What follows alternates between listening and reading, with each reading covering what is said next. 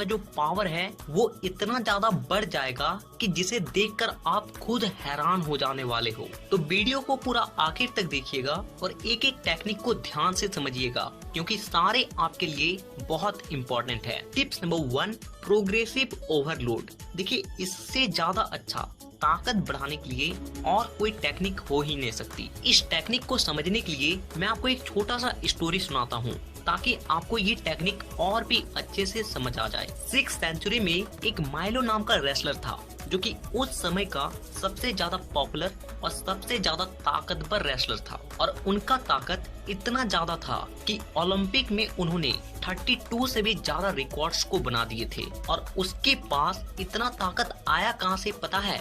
उसके ट्रेनिंग करने के तरीके से।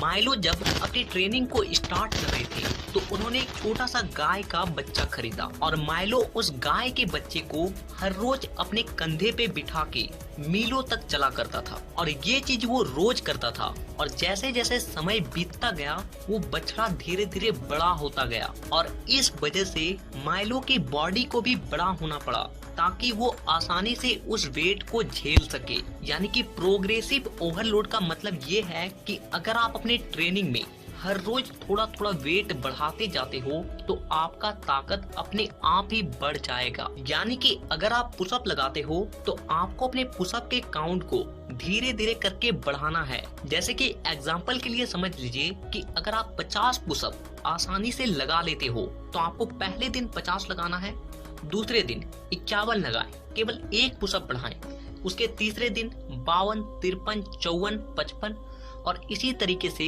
आपको धीरे धीरे अपने पुशअप को बढ़ाते रहना है। और इस तरीके से करते करते एक दिन ऐसा आएगा जब आप 1000 पुशअप भी आसानी से लगा पाओगे। देखिए, इस बात को मैंने आपको एग्जाम्पल के लिए बताया। आप इस चीज को किसी भी एक्सरसाइज में अप्लाई कर सकते हो। अगर आप पहले दिन 2.5 kg के डंबल को उठाते हो तो आप कोशिश करना है कि नेक्स्ट टाइम आप 5 kg के डंबल को उठाओ, उसके नेक्स्ट टाइम 7.5 kg और ऐसे ही करके धीरे धीरे आपको बढ़ाना है। Tips number 2, increase your self confidence. देखिए, आपके सेल्फ कॉन्फिडेंस का और आपके ताकत का एक बहुत ही गहरा नाता है। अगर आपका सेल्फ कॉन्फिडेंस हाई है तो आप ताकतवर हो, चाहे आप में ताकत है या फिर नहीं है। देखिए, एक दुबला पतला सा लड़का वो कहता है कि मैं 10 kg के डंबल को आसानी से उठा लूंगा, और वो बंदा उठा भी लेगा क्योंकि उसका सेल्फ कॉन्फिडेंस हाई है। और वहीं पे एक मस्कुलर बंदा जिसका बॉडी भी अच्छा खासा है, लेकिन वो डाउट कर रहा अपने मन में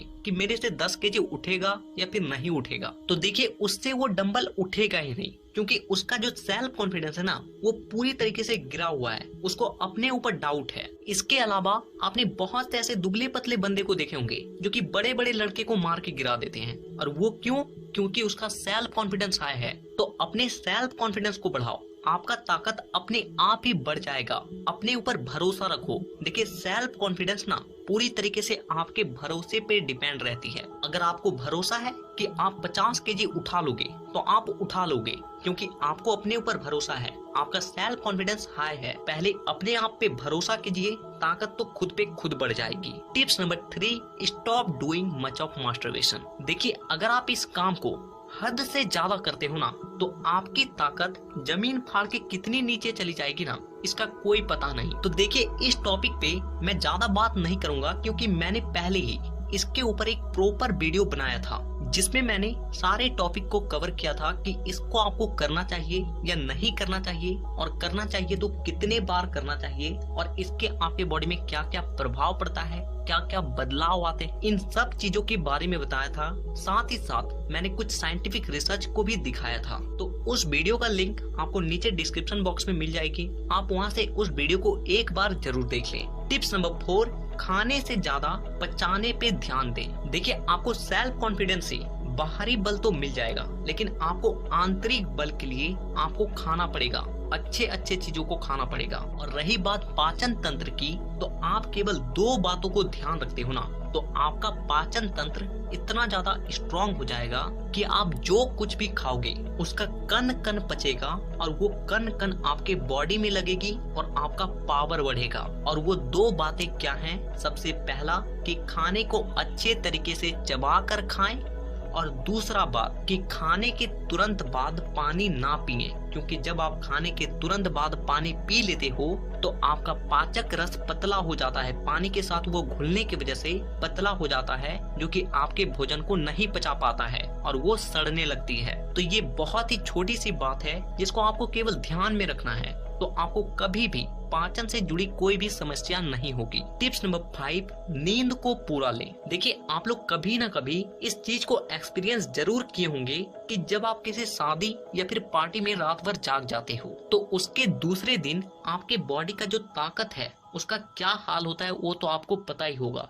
ऐसा लगता है कि शरीर में कोई जान ही नहीं है। यानी कि नींद और ताकत दोनों का बहुत ही गहरा रिश्ता है। तो अगर आप किसी भी तरह का कोई भी फिजिकल एक्टिविटी कर रहे हो तो आपको 8 से 9 घंटे का गहरी नींद लेना बेहद जरूरी है। आप में से अधिकांश लोग गलती क्या करते हो कि रात के वक्त लेट से सोते हो और सुबह लेट से उठते हो, और इस वजह से आपका जो एनर्जी लेवल है वो पूरी तरीके से लो रहती है। तो ध्यान रखें, आपको कम से कम 8 घंटे का गहरा नींद लेना है, वो भी रात का नींद। Tips number 6, कुंभक। देखिए, ये एक ऐसा विधि है ना जिसे हमारे पूर्वज अपने ताकत को बढ़ाने के लिए प्रयोग में लेते थे, और पहले के समय में जो लोग होते थे उनका ताकत क्या होता था उसके बारे में आपको तो बताने की कोई जरूरत नहीं है। आज के समय में आपको उस तरह का एक भी लोग नहीं मिलेगा। देखिए, कुंभक का मतलब क्या होता है कि ऐसा कोई भी शारीरिक क्रिया